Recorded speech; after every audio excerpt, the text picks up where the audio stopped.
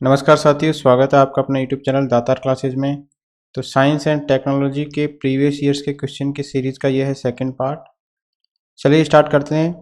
अम्ल वर्षा के लिए निम्नलिखित में से कौन से पर्यावरण प्रदूषक उत्तरदायी है? एसिड रेन जिसको कहते हैं, इसके लिए पर्यावरण प्रदूषक कौन कौन से उत्तरदायी है? तो नाइट्रस ऑक्साइड और सल्फर डाइऑक्साइड, ये दोनों उत्तरदायी है। ये क्या करते हैं, वायुमंडल में जब सल्फर डाइऑक्साइड और नाइट्रोजन के ऑक्साइड, क्लोरीन और फ्लोरीन गैस, इनकी जब वृद्धि हो जाती है तो ये क्या है कि वर्षा जल से क्रिया कर लेते हैं और एसिड बना देते हैं। जैसे सल्फर डाइऑक्साइड जल के साथ क्रिया करके सल्फ्यूरिक एसिड बना देगा। इसी तरीके से नाइट्रोजन के जो ऑक्साइड है ये नाइट्रिक एसिड बना देगा और इस तरीके से हाइड्रोक्लोरिक एसिड बन जाता है। तो इससे क्या होता है, जो पानी रहता है वर्षा का, उसका जो है उसमें अम्लीयता की मात्रा बढ़ जाती है, एसिडिटी बढ़ गई तो इसका पीएच का मान हो जाता है कम। तो जैसे नॉर्मल पानी का पीएच रहता है 5.5 से लेके 5.7 तक का, तो जैसे ही एसिड वाटर हो जाता है, अम्लीय हो जाता है, तो उसकी जो है पीएच मान 5.5 से कम हो जाता है। और अगर पीएच मान 4 से कम हो जाता है किसी कारण से, तो ये खतरनाक रहता है हमारे पौधों के लिए और फसल के लिए। नेक्स्ट है डीएनए फिंगर प्रिंटिंग जो है, इसका आधार क्या है? तो डीएनए फिंगर प्रिंटिंग का आधार है डीएनए की बहुरूपता। ठीक है, तो ये याद रखिए, डीएनए की बहुरूपता। तो इसका जो आविष्कार किया था प्रोफेसर सर एलेक जेफरी ने किया था। कब किया था? 1984 के अंदर, इतना ध्यान रखिए। नेक्स्ट है राष्ट्रीय बीजीय मसाला अनुसंधान केंद्र कहाँ पर स्थित है? तो राष्ट्रीय बीजीय मसाला अनुसंधान केंद्र कहाँ पर है? ये है डुमाला, अजमेर के अंदर। ठीक है, अजमेर के अंदर है ये स्थित। शुष्क वन अनुसंधान संस्थान आफरी स्थित है जोधपुर के अंदर। राष्ट्रीय बीज मसाला अनुसंधान केंद्र है तबीजी, अजमेर के अंदर। ठीक है, तबीजी के अंदर है। नेक्स्ट है राष्ट्रीय आयुर्वेद संस्थान अनुसंधान संस्थान है जयपुर के अंदर। सिरेमिक पावर रिसर्च एवं डेवलपमेंट सेंटर है बीकानेर के अंदर। केंद्रीय शुष्क क्षेत्र अनुसंधान संस्थान काजरी है जोधपुर के अंदर। केंद्रीय भेड़ और ऊन अनुसंधान संस्थान है अविका नगर टोंक के अंदर। राष्ट्रीय सरसों अनुसंधान केंद्र है सेवर भरतपुर में, ये इंपॉर्टेंट है। राष्ट्रीय ऊंट अनुसंधान केंद्र है जौहरबीड़ बीकानेर के अंदर। रिमोट सेंसिंग सेंटर है जोधपुर के अंदर। अखिल भारतीय खजूर अनुसंधान केंद्र है बीकानेर में। नेक्स्ट है राष्ट्रीय मरुस्थलीय बागवानी अनुसंधान केंद्र है बीकानेर के अंदर। राजस्थान कृषि विपणन अनुसंधान केंद्र है जयपुर के अंदर। केंद्रीय पशुधन प्रजनन फार्म सूरतगढ़ के अंदर है प्रजनन का। इसके बाद में है राजस्थान राजस्व अनुसंधान एवं प्रशिक्षण केंद्र संस्थान। ठीक है, राजस्व विभाग, इसकी ट्रेनिंग वगैरह कहाँ होती है? तो जयपुर में अजमेर में होती है। इसके बाद में है शैक्षिक अनुसंधान एवं प्रशिक्षण परिषद, ये जो है टीचरों की ट्रेनिंग होती है, कहाँ पर? उदयपुर में। नेक्स्ट है राजस्थान कृषि अनुसंधान संस्थान, ये है जयपुर के अंदर। माणिक्यलाल वर्मा आदिवासी अनुसंधान एवं सर्वेक्षण संस्थान, ये है उदयपुर के अंदर। इसके बाद में राष्ट्रीय मसाला बीज अनुसंधान केंद्र, ये है अजमेर के अंदर। अरबी फारसी अनुसंधान संस्थान, क्योंकि टोंक में मुस्लिमों का शासन रहा है, तो इस तरीके से ये अरबी फारसी का अनुसंधान संस्थान कहाँ पर है? टोंक में। सरकारी सुअर फार्म है अलवर के अंदर। एमएसएमई विकास संस्थान, ये है जयपुर में। केंद्रीय ऊन विकास बोर्ड है जोधपुर के अंदर। तो देखिए, ऊन और भेड़ों से संबंधित जो भी है ये सारी एक साथ याद कर लीजिए। जैसे एक है भेड़ रोग की बात आएगी तो ये है जोधपुर के अंदर। बाकी दोनों जो है जोधपुर के अंदर है। और एक है ऊन विकास बोर्ड, ये भी जोधपुर के अंदर है। जब ट्रेनिंग इंस्टीट्यूट की बात आएगी भेड़ और ऊन से संबंधित, वो है जयपुर में। तो ठीक है, ट्रेनिंग इंस्टीट्यूट केवल जयपुर में, बाकी के अन्य दो में है। एक भेड़ अनुसंधान संस्थान है टोंक के अंदर। ठीक है, इसके बाद में है राज्य स्तरीय भैंसों का प्रजनन केंद्र कहाँ है? तो वल्लभनगर उदयपुर में। और एक प्रजनन केंद्र फार्म और आया था, केंद्रीय पशुधन प्रजनन फार्म, यह है सूरतगढ़ गंगानगर के अंदर। इसके बाद में राष्ट्रीय अश्व अनुसंधान केंद्र, ये भी बीकानेर के अंदर है। तो बीकानेर के अंदर जो है ये अश्व का भी है और बीकानेर के अंदर है। और क्या क्या है बीकानेर में देख लीजिए। बागवानी का है एक, ठीक है, बागवानी हो गई, खजूर हो गई। इसके बाद में है ऊंटों का अनुसंधान केंद्र भी है यहाँ पे। तो ऊंट और घोड़ों दोनों का है बीकानेर में। इसके अलावा बागवानी और खजूर का है, ठीक है, तो ऐसे याद रख लीजिए। नेक्स्ट है, निम्नलिखित में से कौन सा कथन कंपोस्ट जो होता है उसके संदर्भ में सही नहीं है। इसमें जैव निम्नीकरण कचरे का अपकड़न गड्ढे में होता है, ये सही है। इसमें कार्बनिक पदार्थ एवं पोषक तत्व अधिक मात्रा में भी होते हैं। गड्ढों में अपशिष्ट पदार्थ की निम्नीकरण प्रक्रियाओं को केचुआ धीमा नहीं करते हैं, तेज कर देते हैं, ठीक है। जो भी गड्ढे के अंदर अपन कूड़ा कचरा डालते हैं तो केचुए क्या करते हैं, उसकी जो निम्नीकरण की प्रक्रिया होती है उसको बढ़ा देते हैं। तो इससे क्या है, वो अपशिष्ट जल्दी जल्दी खत्म हो जाता है। इसके बाद में केचुए से जो बनने वाली खाद होती है इसको बोलते हैं अपन वर्मी कंपोस्ट, ठीक है, इसको बोलते हैं वर्मी कंपोस्ट या केचुओं का खाद भी इसको कहते हैं। तो इसमें ऑप्शन नंबर 3 सही हो जाएगा आपका। नेक्स्ट है, राजस्थान में सौर वेधशाला कहाँ पर स्थित है। तो सौर वेधशाला की बात करें तो उदयपुर के अंदर स्थित है। अम्ल वर्षा अपन ने ऊपर पढ़ा है, एक तो होता है सल्फर के ऑक्साइड है और एक है नाइट्रोजन के ऑक्साइड। अगला है, निम्नलिखित में से कौन से किसी प्रदेश की जैव विविधता के लिए संकट हो सकते हैं। बायोडाइवर्सिटी का क्वेश्चन है ये। तो इसके अंदर अगर भूमंडलीय तापमान बढ़ जाता है तो ये इसके लिए संकट हो सकता है, ठीक है। और नेक्स्ट है, प्रकृतिवास का विखंडन। ये भी अगर प्रकृति नष्ट कर देंगे अपन उनके रहने के लिए तो ये भी खतरा है जैव विविधता के लिए। इसके अलावा जैव विदेशी आकृति प्रजाति जो है अगर आ जाएगी किसी जैव विविधता क्षेत्र के अंदर तो वो भी इसके लिए खतरा है जैव विविधता के लिए। शाकाहार का प्रोत्साहन ये खतरा नहीं है, बाकी तीनों खतरे हैं। भूमंडलीय तापमान बढ़ जाएगा तो जैव विविधता में कमी आएगी। प्रकृति को अपन नष्ट कर देंगे, उनके आवास को नष्ट कर देंगे तो भी उनमें जैव विविधता में प्रॉब्लम आएगी। इसके बाद में विदेशी प्रजातियों का आक्रमण, जैसे दूसरी प्रजाति का पौधा ला के अगर अपन लगाते हैं और तो उससे क्या है अन्य प्रजातियों पर प्रभाव पड़ता है। जैसे एक उदाहरण दिया है कि जलकुंभी का पौधा है एक तो, और एक है, ठीक है, लेंटाना और जलकुंभी का पौधा है। तो लेंटाना को अंग्रेज लेके आए थे अपने यहाँ और ये जो है आसपास के पौधों को ही नहीं उगने देता लेंटाने का पौधा।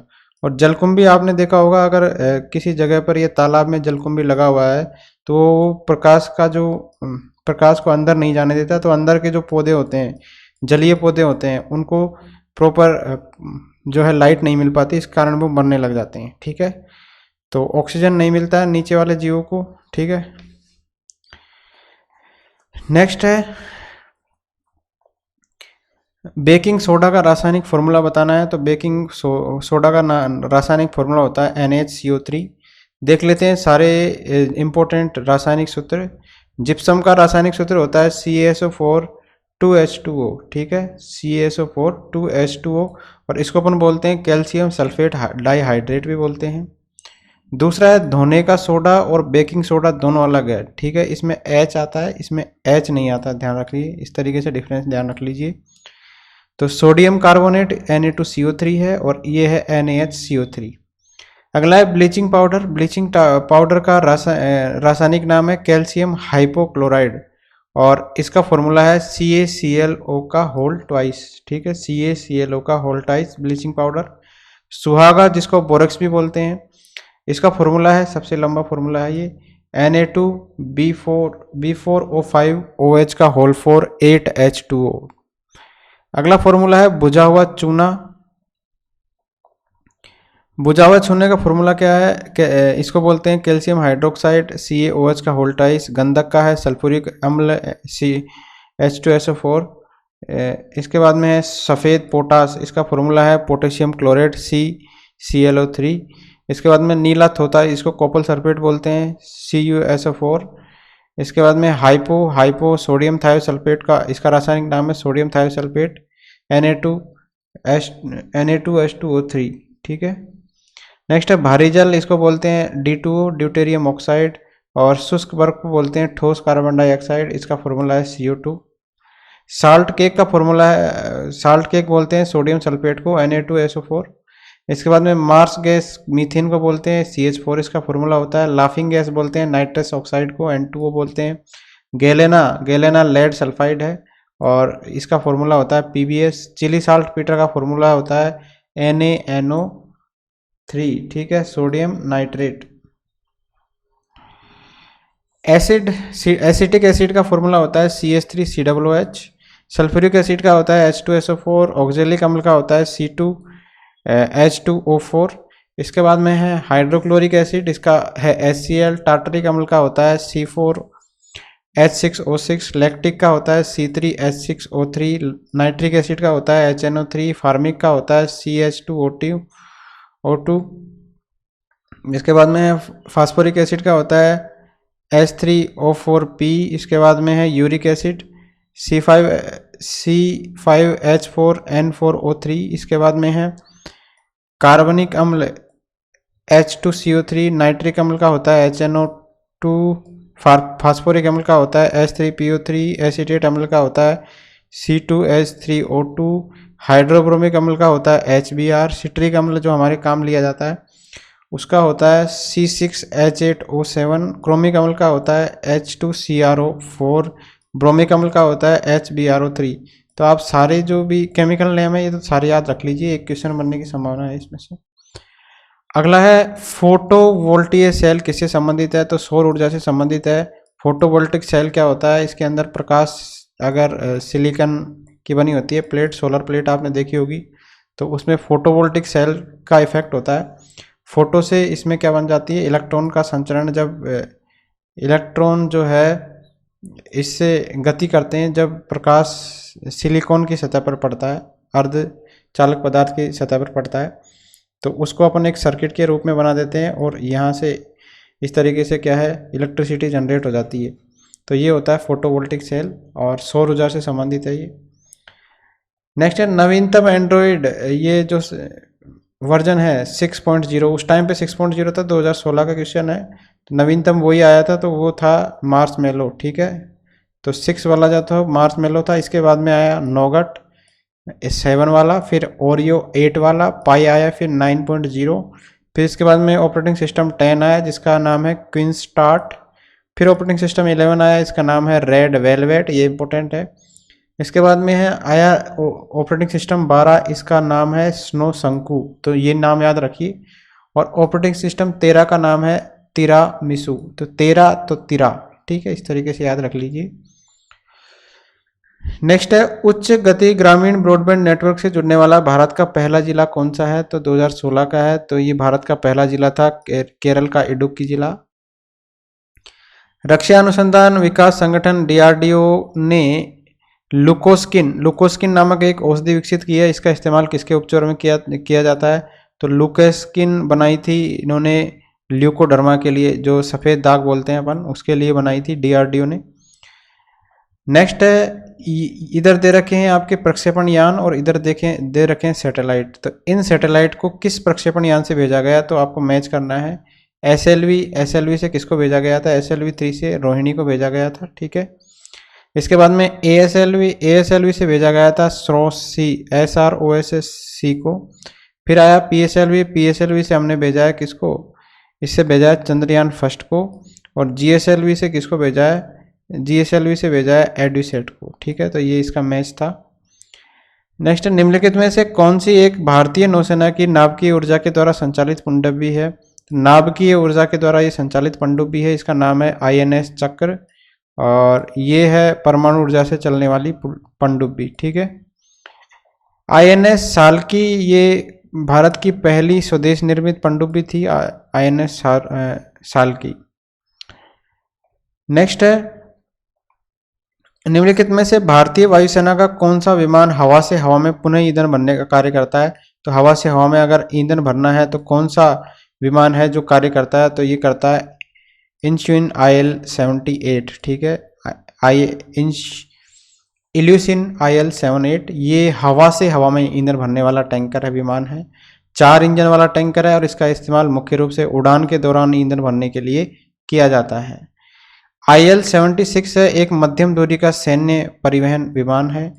Lockheed Martin C-130J super Hercules एक 4 इंजन टर्बोप्रोप वाला सैन्य परिवहन विमान है। बोइंग C-17 ग्लोब मास्टर यह विश्व के बड़े मालवाहक जहाजों में से एक है। अगला, निम्नलिखित में से कौन सा कथन सत्य है? गन्ने के रस को किण्वित करने पर सिरका बनता है, सिरके में एसिटिक अम्ल उपस्थित होता है। ठीक है, दोनों चीज सही है। गन्ने के रस का जब किण्वन करेंगे तो सिरका बनेगा, सिरके से क्या प्राप्त होगा? एसिटिक एसिड प्राप्त होगा। और इसके बाद में सिरका एक परिरक्षक के रूप में कार्य करता है। ठीक है, और सिरके में उपस्थित अम्ल बेंजोइक अम्ल नहीं होता है, एसिटिक अम्ल होता है। ठीक है, ध्यान रखिए। तो इसके अंदर हो जाएगा A, B और D। अगला है, नैनो तकनीक के निम्नलिखित उत्पादों को नैनो तकनीक की 4 पीढ़ियों के बढ़ते हुए क्रम में व्यवस्थित कीजिए। तो पहला तकनीकी है एरोसोल, दूसरा है इसमें तकनीकी का दूसरा है लक्षित दवाएं, तीसरी है 3D नेटवर्किंग और चौथी है आणविक विनिर्माण। तो इस तरीके से तीसरा सही है इसमें। तो आपको केवल ये टर्म याद रखने हैं। नेक्स्ट है, निम्नलिखित में से कौन सा अल्फा लिनोलेनिन अम्ल 18 कार्बन युक्त ओमेगा 3 फैटी अम्ल वाला सर्वोत्तम, सबसे ज़्यादा जो ओमेगा 3 फैसिड एसिड है 18 कार्बन युक्त, तो कौन से में है? तो इसका स्रोत है अलसी। अलसी में सबसे ज़्यादा पाया जाता है ओमेगा 3 फैटी एसिड। अंकुरित मोठ कैल्शियम और आहार फाइबर का एक समृद्ध स्रोत है। तो अंकुरित मोठ के अंदर क्या पाया जाता है? कैल्शियम और फाइबर। ठीक है, मूंग की फलियों के अंदर पाया जाता है खनिज, लोहा और फाइबर। ठीक है, और अलसी जिसका अपन ने अपने ऊपर जिक्र किया है ओमेगा 3 फैटी एसिड का उत्कृष्ट उदाहरण है। ठीक है, सबसे ज़्यादा मिलता है इसमें अलसी के अंदर, और इसके अंदर मिलता है 18 कार्बन वाला। ओट्स के अंदर पाए जाते हैं कार्ब्स और फाइबर। निम्नलिखित कथनों पर विचार कीजिए और नीचे दिए गए कूटों की सहायता से सही कथन का चयन करना है। सर्वप्रथम व्यवसायीकरण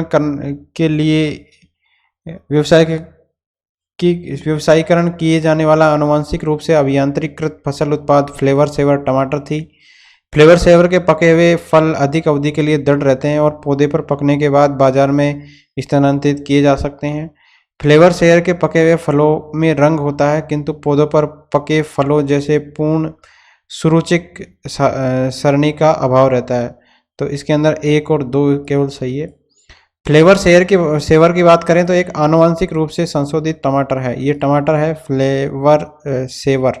ठीक है, जिसे एंटीसेंस आरएनए तकनीक के द्वारा विकसित किया गया है। कौन सी तकनीक लगाई गई है इसमें? Antisense RNA technology. यह एंटीसेंस आरएनए कोशिका भित्ति को अपघटित करने वाले एंजाइम गैलेक्टोरोनेज के उत्पादन को दबा देता है। यह एंजाइम जो है कोशिका की फल भित्ति में मौजूद पैक्टिन के क्षरण के लिए जिम्मेदार होता है। नतीजतन यह नरम हो जाता है और फल को फंगस संक्रमण के लिए अति संवेदनशील बनाता है। यह एंजाइम फलों के पकने के लिए उत्तरदायी होता है और पकने की दर में कमी के कारण संशोधित फल की सेल्फ लाइफ क्या हो जाती है? बढ़ जाती है। तो ये क्या करता है? एंजाइम क्या करता है? फलों को पकने के लिए तो उत्तरदायी होता है और पकने की दर में कमी के कारण क्या होता है? सेल्फ लाइफ बढ़ जाती है।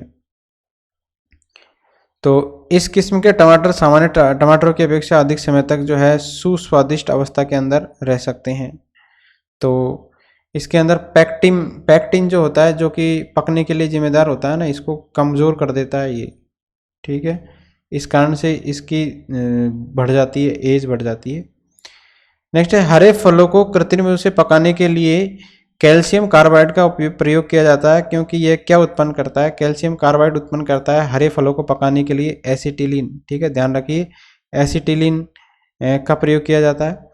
मेथिलीन की बात करें तो यह रंगहीन गैस है और सबसे सरल कार्बन है। फ्लोरिजेन जो है ये पौधों के अंदर फूलों को नियंत्रित करने और ट्रिगर करने के लिए जिम्मेदार रहता है। फ्लोरिजेन पत्तियों में उत्पन्न होता है और कलियां और बढ़ती युक्तियों के प्ररोह एपिकल मेरिस्टेम में कार्य करता है। ये ऑक्सिन की खोज की थी डार्विन ने 1880 के अंदर, और पत्तियों को अलग होने से रोकता है ये ऑक्सिन, फसलों को गिरने से बचाता है। तो फलों को पकाने के लिए एसिटिलीन, ठीक है, कैल्शियम कार्बाइड के अंदर होता है ये।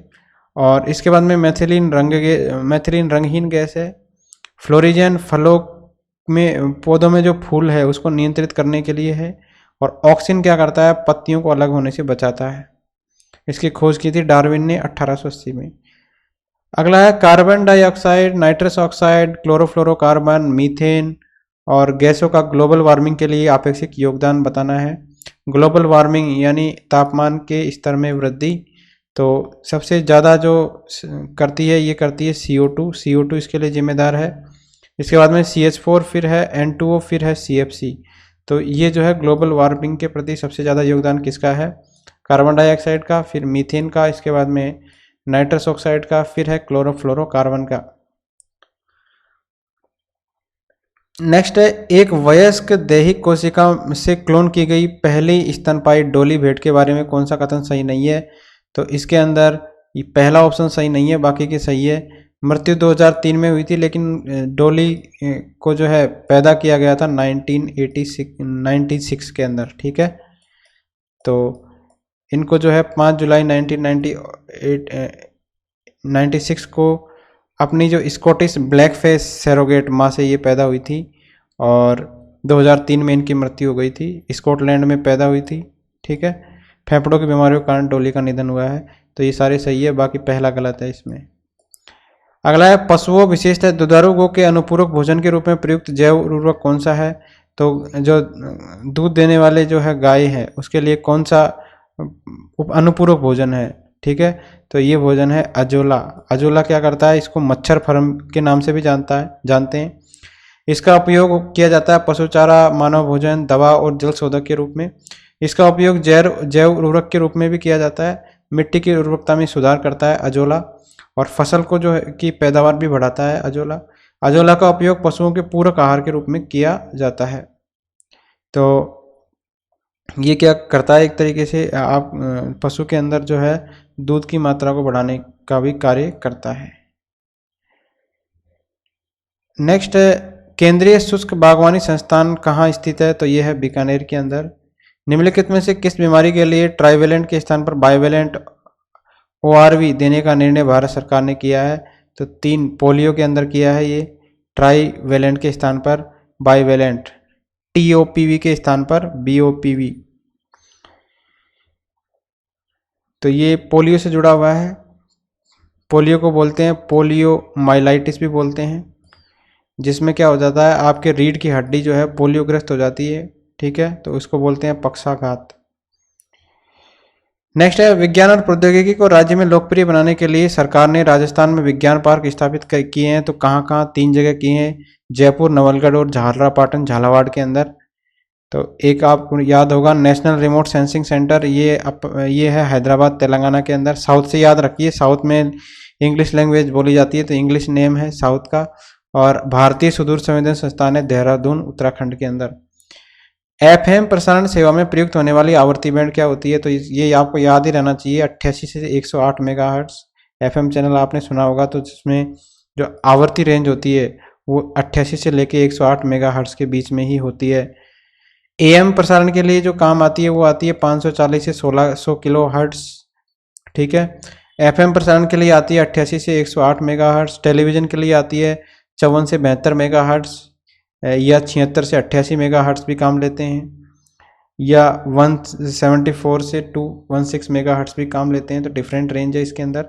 सेलुलर मोबाइल रेडियो के लिए काम लेते हैं 896 से 901 मेगाहर्ट्ज और 840 से 935 मेगाहर्ट्ज की। उपग्रह संचार के लिए काम लेते हैं 5.9 से लेके 6.4 गीगाहर्ट्ज, ठीक है। निम्नलिखित में से कौन सा वायु का अकार्बनिक गैसीय प्रदूषक है?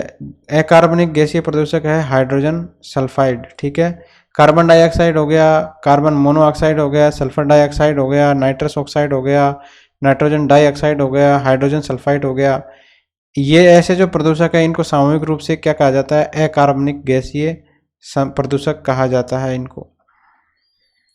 नेक्स्ट है, भारत में निम्नलिखित में से कौन सा क्षेत्र जैव विविधता तप्त स्थल है? जैव विविधता तप्त स्थल है, तो ये क्वेश्चन इंपॉर्टेंट है। जैव विविधता सब हॉटस्पॉट जो है ये स्थल है पश्चिमी घाट।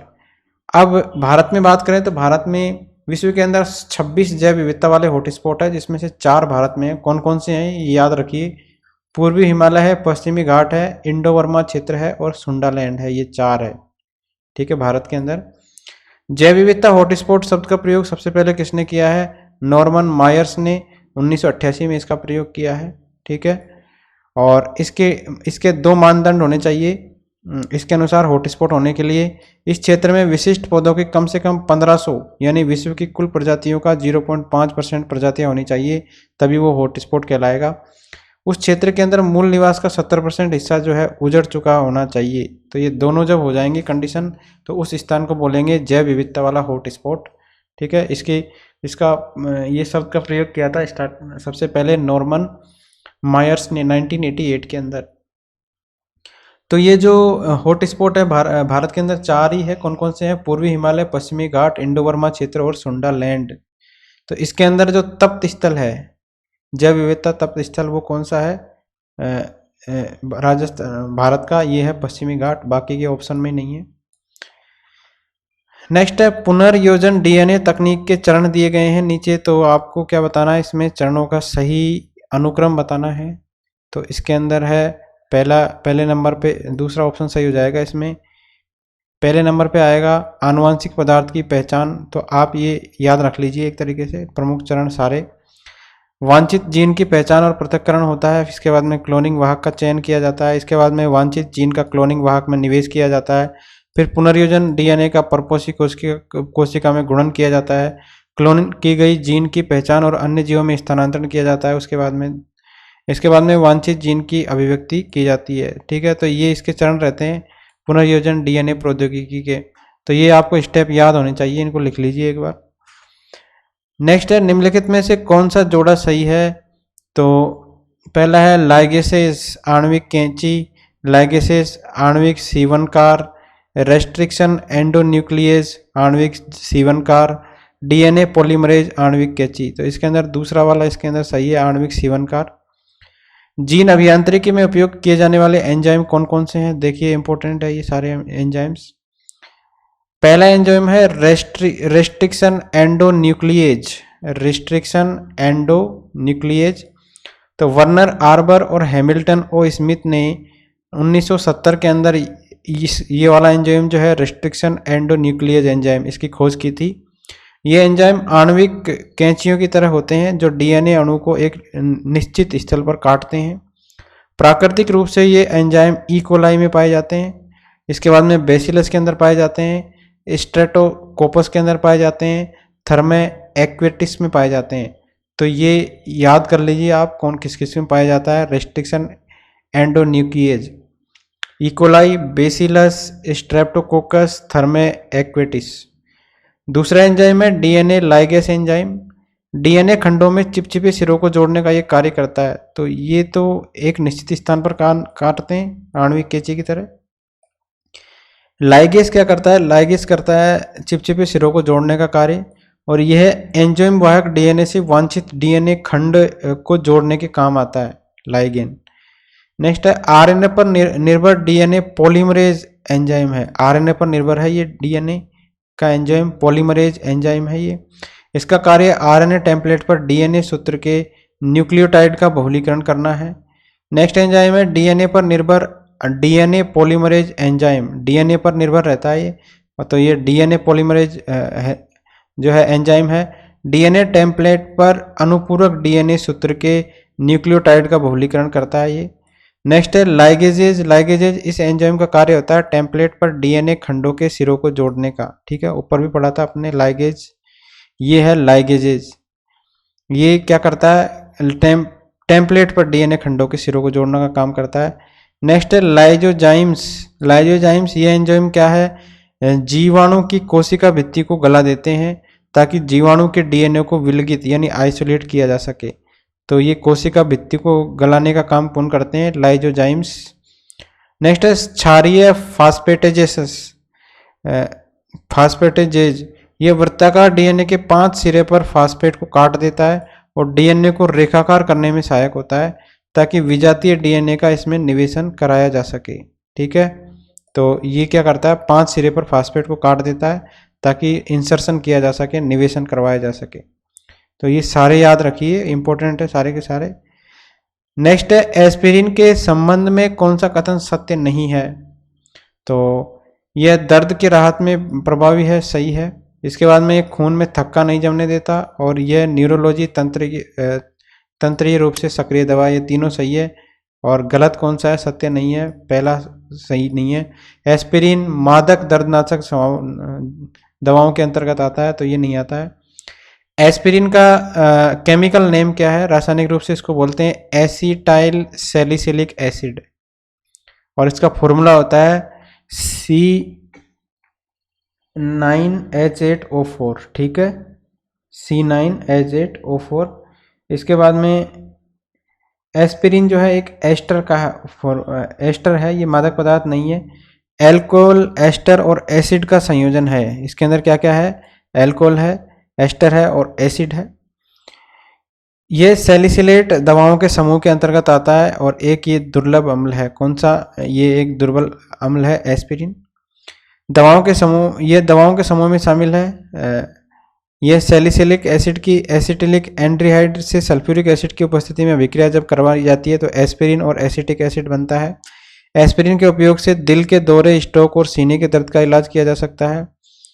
इसके बाद में है प्रोस्टाग्लैंडिस सूजन को उत्तेजित करते हैं और दर्द का कारण बनते हैं, लेकिन एस्पिरिन प्रोस्टाग्लैंडिस के उत्पादन को रोकता है। यह प्लेटलेट स्कंदन, कोएगुलेशन हो जाता है, उसको भी रोकता है। इस प्रकार इसमें एंटी ब्लड क्लोटिंग एक्शन होता है, इसलिए इसका उपयोग दिल के दौरे के इलाज में किया जाता है। तो जब जो ब्लड की क्लोटिंग होती है उसको भी ये रोकता है, इसलिए जो दिल की बीमारियां होती है उसके अंदर एस्पिरिन का ही प्रयोग करते हैं। अगला है, इसरो के द्वारा निर्मित कुछ उपग्रहों की सूची उनके प्रक्षेपण के दिनांक के साथ दी गई है। तो इन उपग्रहों में से 2 अपनी कक्षा तक पहुंचने में विफल रहे हैं, तो कौन कौन से हैं वो, तो ये 2 कौन से हैं, ये है GSAT-4 और ये है GSAT-5P, तो ये दोनों असफल रहे थे। तो इंडियन सैटेलाइट की लिस्ट दी हुई है, तो देख लीजिए। 19 अप्रैल 1975 को आर्यभट्ट भेजा गया और ये क्या काम आता है, एक्सपेरिमेंटल है, इंडियाज फर्स्ट सैटेलाइट है ये। It was launched from Russian satellite which was developed in at ISRO. तो भारत का पहला सैटेलाइट कौन सा है, उसका नाम है आर्यभट्ट, और कब भेजा गया है, 19 अप्रैल 1975 को। इसके बाद में है 7 जून 1979 को भास्कर फर्स्ट भेजा गया, तो धरती के ऑब्जर्वेशन के लिए ये काम आता है भास्कर फर्स्ट। नेक्स्ट है 10 अगस्त 1979 को भेजा गया रोहिणी टेक्नोलॉजी पेलोड, और ये अनसक्सेसफुल रहा था। इसके बाद में 10 अप्रैल 1982 को भेजा गया इनसैट 1A, ये कम्युनिकेशन का सैटेलाइट है। 18 अप्रैल 2001 को भेजा गया GSAT-1, कम्युनिकेशन का है। इसके बाद में 24 जनवरी 2002 को इनसैट 3C भेजा गया, कम्युनिकेशन, क्लाइमेट और एनवायरनमेंट से संबंधित है। 8 मई 2003 को भेजा गया है। इसके बाद में GSAT-2 कम्युनिकेशन का है। 15 अप्रैल 2010 को GSAT-4 भेजा गया है, कम्युनिकेशन का, ये फेल हो गया। इसके बाद में 10 में वापस भेजा गया GSAT-5P, ये भी फेल हो गया। इसके बाद में 21 मई 2011 को भेजा गया GSAT-8, ये नेविगेशन से संबंधित है। फिर GSAT भेजा गया 2011 में 15 जुलाई 2011 को, ये भी कम्युनिकेशन का है। 19 सितंबर 2012 को GSAT-10 भेजा गया। इसके बाद में GSAT-7 भेजा गया 13 के अंदर, अगस्त के अंदर, कम्युनिकेशन का है ये भी। इसके बाद में है 5 नवंबर 2013 को भेजा गया मार्स ऑर्बिटर मिशन स्पेसक्राफ्ट। इसके बाद में 5 जनवरी 2014 को GSAT-14 भेजा गया। फिर GSAT, इसके बाद में केयर भेजा गया, crew module atmospheric re entry experiment care, ठीक है, ध्यान रखिए कब भेजा गया है, 18 दिसंबर 2014 को, ये एक्सपेरिमेंटल है। इसके बाद में 6 अक्टूबर 2016 को भेजा गया है GSAT-18। इसके बाद में 17 में भेजा गया 9 GSAT, फिर GSAT-19 17 में भेजा गया, GSAT-17, GSAT-6A, GSAT-29, फिर GSAT-11 मिशन 2018 का है। GSAT-7A ये भेजा गया 2018 में, और 14 फरवरी 2022 को भेजा गया EOS-04, अर्थ ऑब्जर्वेशन का है ये। नेक्स्ट है C-130 सुपर हरक्यूलिस, भारतीय वायुसेना के द्वारा प्रयोग में लिया जा रहा विश्व का अत्यधिक उन्नत एयरलिफ्टर वायुयान है। ये वायुयान बनाए जाते हैं, तो ये वायुयान बनाए जाते हैं संयुक्त राज्य अमेरिका के द्वारा, लॉकहीड मार्टिन C-130, ठीक है। किसके द्वारा बनाए जाते हैं? ये यूएसए के द्वारा। एक व्यक्ति दुर्घटना में घायल हो गया है, उसके रक्त समूह की जांच के लिए समय नहीं है, उसे निम्न में से कौन सा खून दिया जाना चाहिए? तो या तो उसको ओ दे दो या दे दो ओ देना चाहिए, ठीक है। तो ओ और RH नेगेटिव होना चाहिए।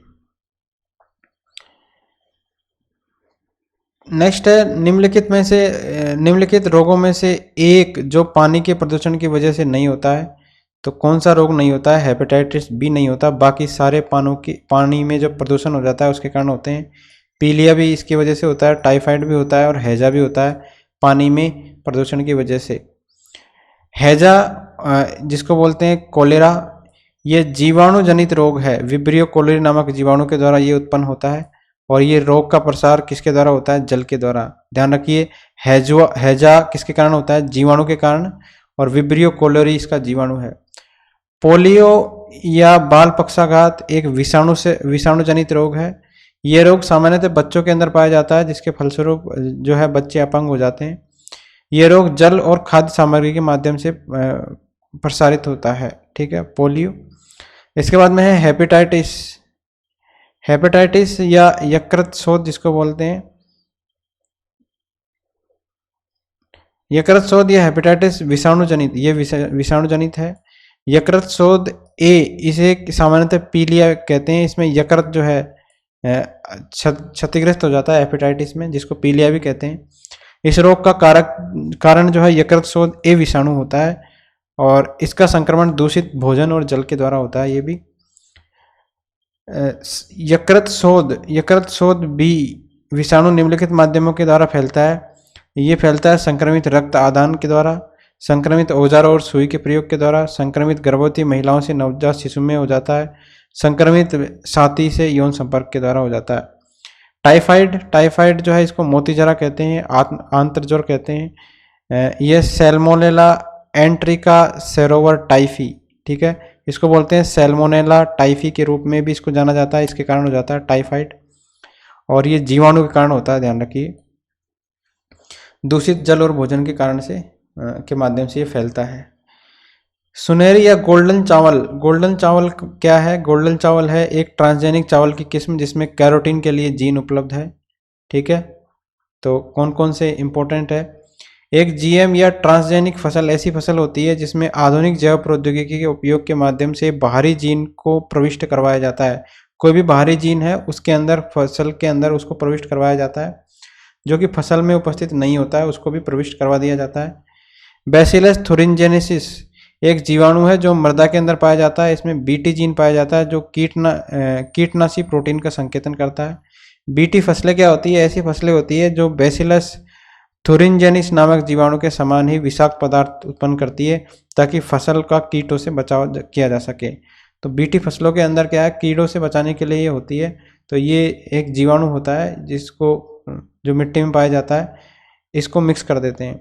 बीटी कपास में बैसिलस यूरिनजेनिस के विदेशी जीन होते हैं। जीन जो है ये इसमें इंसर्ट करवाए जाते हैं, जो फसल को सामान्य कीट वॉलवर्म के लिए एक प्रोटीन विषाक्त विकसित करने की अनुमति देता है। तो ये प्रोटीन विषाक्त विकसित करता है। और इसके अलावा ये जो है थुरिनजेनेसिस, ये क्या करता है? विषाक्त पदार्थ उत्पन्न करता है इसके समान ही, ताकि कीड़ों से बच जाती है फसल। फ्लेवर सेवर ये आनुवांशिक रूप से संशोधित टमाटर है, हमने ऊपर पढ़ा है, जिसे एंटीसेंस आरएनए तकनीक के द्वारा विकसित किया गया है। यह एंटीसेंस आरएनए कोशिका भित्ति को अपघटित करने के लिए एंजाइम पॉलीगैलेक्टोरोज के उत्पादन को दबा देता है। एंजाइम जो होता है पेक्टिन, उसको एंजाइम को दबा देता है, जो कि एंजाइम के फलों को पकने के लिए जो जिम्मेदार होता है उसी को दबा देता है, जिसके कारण जो है उसकी रेट कम हो जाती है, पकने की रेट। इसलिए ये टमाटर की एज भी अधिक हो जाती है। निम्नलिखित जंगलों में से कौन सा जंगल पृथ्वी ग्रह के फेफड़ों के रूप में जाना जाता है? तो ये अमेजन वर्षा वन जो है इसको जाना जाता है पृथ्वी ग्रह के फेफड़ों के रूप में। अमेजन वर्षा वन की बात करें तो अमेजन वर्षा वन सबसे बड़ा वर्षा वन है जो पृथ्वी की सतह के 6% से भी अधिक को कवर नहीं करता है, ठीक है। इसे पृथ्वी ग्रह के फेफड़े के रूप में जाना जाता है क्योंकि इस वर्षा वन में अरबों पेड़ है जो है टन को अवशोषित करते हैं, CO2 और बड़ी मात्रा में ऑक्सीजन छोड़ते हैं। लगभग 20% ऑक्सीजन ये छोड़ते हैं। टेगा जंगलों में ठंड का मौसम होता है और शंकुधारी जैसे बड़े सुई लीक वाले पेड़ होते हैं। टुंड्रा जो है वृक्षविहीन ध्रुवीय मरुस्थल है जिसमें बौनी झाड़ियाँ, घास, काई, लाइकेन आदि पाए जाते हैं। और उत्तर पूर्वी भारत के वर्षा वन जो है घने उष्णकटिबंधीय वर्षा वन होते हैं। ठीक है, तो इनको क्या कहा जाता है? पृथ्वी ग्रह के फेफड़ों के रूप में किसको जाना जाता है? अमेजन वर्षा वन को। ऐसा उपकरण जो रासायनिक ऊर्जा को विद्युत ऊर्जा के अंदर कन्वर्ट करता है, जैसे रासायनिक केमिकल एनर्जी है उसको कन्वर्ट करता है किसमें? इलेक्ट्रिक एनर्जी के अंदर, तो बैटरी करती है ये। ठीक है, मोटर क्या करता है? विद्युत ऊर्जा को किस में कन्वर्ट करता है? मैकेनिकल एनर्जी, यांत्रिक ऊर्जा में। जनरेटर क्या करता है? जनरेटर करता है यांत्रिक ऊर्जा को विद्युत ऊर्जा के अंदर। और गतिमान कोयल मीटर ये क्या करता है? एक मापक यंत्र है। यह उपकरण जो है दिशात्मक होता है और इसका उपयोग डीसी की माप के लिए किया जाता है। इस उपकरण का उपयोग एमीटर में किया जाता है, वोल्ट मीटर और एमीटर के रूप में भी किया जाता है, गतिमान कोयल मीटर का उपयोग। अगला, निम्नलिखित में से पारिस्थितिकी तंत्र का कौन सा एक जीवीय संगठक नहीं है? जीवीय संगठक कौन सा नहीं है? तो जो वायु नहीं है, बाकी वनस्पति है, जीवाणु है और जानवर है। अजैविक घटक, ये घटक जीवित नहीं है लेकिन अन्य जीवित जीवों का समर्थन करते हैं, जैसे वायु हो गई, ये अजैविक घटक है सारे। सूर्य का प्रकाश हो गया, जल हो गया, मिट्टी हो गई, चट्टान, खनिज आदि जैविक घटक होते हैं। इसमें एक पारिस्थितिकी तंत्र में मौजूद सभी जीवित घटक शामिल होते हैं, जैसे पौधे हो गए, जानवर, कवक, कीड़े। ठीक है, तो ये अप्रत्यक्ष रूप से इसके अंदर जीवों का समर्थन करते हैं अजैविक घटक। नेक्स्ट है यूनिकोड इनकोड परियोजना एक वर्ण तथा अंक को कितने समूह के रूप में प्रतिनिधित्व करती है? तो यूनिकोड जो है इनकोड परियोजना ये 16 बिट के रूप में करती है। ठीक है, तो यूनिकोड वर्ण एनकोडिंग मानक एक निश्चित लंबाई वर्ण एनकोडिंग योजना है जिसमें दुनिया की लगभग सभी जीवित भाषाओं के वर्ण इसके अंदर शामिल है एनकोड वर्ण एनकोडिंग के अंदर। एनकोडिंग योजना एक यूनिकोड कोड मान के बिट पैटर्न को 1, 2, 3, 4 बाइट्स के अंदर वितरित करती है। यह एनकोडिंग एक मल्टी बाइट एनकोडिंग स्कीम है। यूनिकोड जो है प्रत्येक वर्ण के लिए एक अद्वितीय संख्या प्रदान करता है, इसमें विराम चिन्ह भी होते हैं। ठीक है, तो इस तरीके से आपको इतना ही याद रखिए, 16 बिट की एनकोडिंग फॉर्म है ये। नेक्स्ट है रेटिना अपवृद्धि है। रेटिना किसकी अपवृद्धि है? तो ये है अग्र मस्तिष्क पक्ष की। रेटिना आँख का वह हिस्सा होता है जो प्रकाश को प्राप्त करता है और इसे रासायनिक ऊर्जा के अंदर परिवर्तित करता है। रेटिना क्या करता है? प्रकाश को प्राप्त करता है, रासायनिक एनर्जी के अंदर कन्वर्ट करता है। रासायनिक ऊर्जा उन तंत्रिकाओं को सक्रिय करती है जो आँख से मस्तिष्क के उच्च क्षेत्रों में संदेश का संचालन करती है। मतलब सूर्य से प्रकाश आएगा रेटिना पे, रेटिना कन्वर्ट करेगा रासायनिक एनर्जी में, रासायनिक एनर्जी से संकेत जाएगा किसको? रासायनिक एनर्जी से जो मस्तिष्क की तंत्रिकाएं हैं, न्यूरॉन्स है, उनको जो है संदेश पहुंचता है। तो इस तरीके से अग्र मस्तिष्क का एक परिणाम है ये रेटिना। नेक्स्ट है एंजाइम तथा उसके कार्यों के सही जोड़े का चयन करना है। तो सही जोड़ा है ई कोलाई एंडोन्यूक्लियस डीएनए को विशिष्ट प्रतिबंधित स्थलों पर काटने के लिए काम आता है, बाकी सारे गलत है।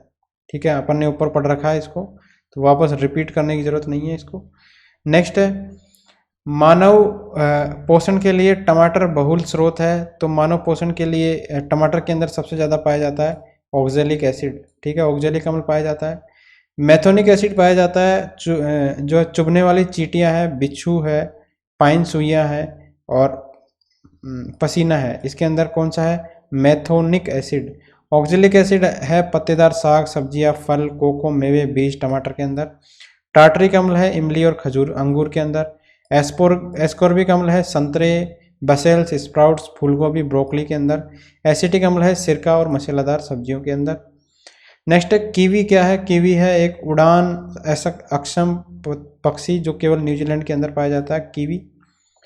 नेक्स्ट है जलाशयों में यूट्रिफिकेशन किसके द्वारा होता है? तो इसमें होता है नाइट्रोजीनस पोषक तत्वों और आर्थोफॉस्फेट के आधिक्य के कारण। ठीक है, तो नाइट्रोजन युक्त जो है पोषक तत्व और आर्फोसल्फेट के कारण क्या होता है, जलाशयों में यूट्रोफिकेशन। तो अकार्बनिक पौधों के पोषक तत्वों के द्वारा जल के संवर्धन को क्या कहते हैं, यूट्रोफिकेशन।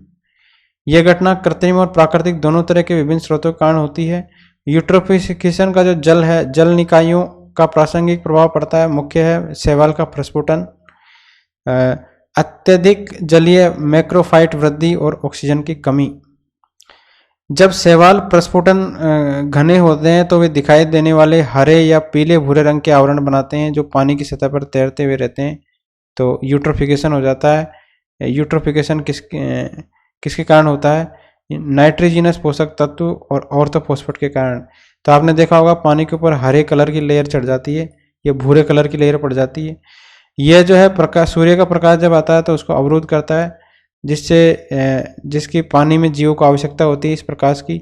ऑक्सीजन का लेवल भी कम कर देता है, तो इस कारण अंदर के जीव और पौधे जो है मरने लगते हैं। ठीक है, पानी में इन पोषक तत्वों की उच्च सांद्रता के कारण शैवाल और हरे पौधों की वृद्धि जो है बढ़ जाती है इसके अंदर। जैसे जैसे अधिक शैवाल और पौधे बढ़ते हैं अन्य जीव मर जाते हैं। ऐसे जीवों के मरने के बाद उनके बायोमास के जीवाणु क्षरण के परिणाम स्वरूप ऑक्सीजन की खपत होती है, जिसे हाइपोक्सिया की स्थिति पैदा हो जाती है। ठीक है, तो ये होता है यूट्रोफिकेशन। नेक्स्ट है, निम्नलिखित खनिज समूहों में से कौन सा समूह ऐसा है जिसमें कोई फसल जैव ईंधन के रूप में प्रयुक्त नहीं की जाती। तो मसूर, चुकंदर और गेहूं, इसमें ये जोड़ा है जिसके अंदर जो है ये जैव ईंधन के रूप में प्रयोग नहीं किया जाते हैं। बाकी सारे जेट्रोफा, अन्ना, गन्ना, पाम भी किए जाते हैं। सोयाबीन, मक्का, रैपसीड भी किए जाते हैं। गन्ना, मक्का और सरसों भी किए जाते हैं। देखिए, द्वितीयक जैव ईंधन को 3 पीढ़ियों में वर्गीकृत किया जा सकता है, जो प्रत्येक अप्रत्यक्ष रूप से पौधे और पशु सामग्री से उत्पन्न होते हैं। जैव ईंधन बनाने के लिए क्या करते हैं, जैव ईंधन बनाने के लिए विभिन्न तरीके हैं, लेकिन आमतौर पर पौधों के अंदर स्टार्च, शर्करा और अन्य अणुओं को तोड़ने के लिए रासायनिक प्रतिक्रियाओं, किण्वन और गर्मी का उपयोग करते हैं। तो जैव ईंधन बनाना है तो उसके लिए अपन क्या करेंगे, नॉर्मल रासायनिक प्रतिक्रिया करवाएंगे, किण्वन करवाएंगे और गर्मी का उपयोग करते हैं। ऊर्जा फसलें तथाकथित जैसे मकई हुई, सोयाबीन, ताड़, रैपसीड हुआ, सरसों हुआ, गन्ना, इसका उपयोग जैव ईंधन के उत्पादन के लिए किया जाता है। जैव ईंधन के उदाहरणों में एथेनॉल, एथेनॉल किससे बनता है, मकई से बनता है लगभग ज़्यादातर। बायोडीजल वनस्पति तेलों और तरल पशु वसा से प्राप्त होता है। ग्रीन डीजल शैवाल और अन्य पौधों के स्रोतों से प्राप्त होता है। बायोगैस पशु खाद्य और अन्य पचे हुए जो अकार्बनिक पदार्थ है उनसे प्राप्त मीथेन है, तो ये शामिल है।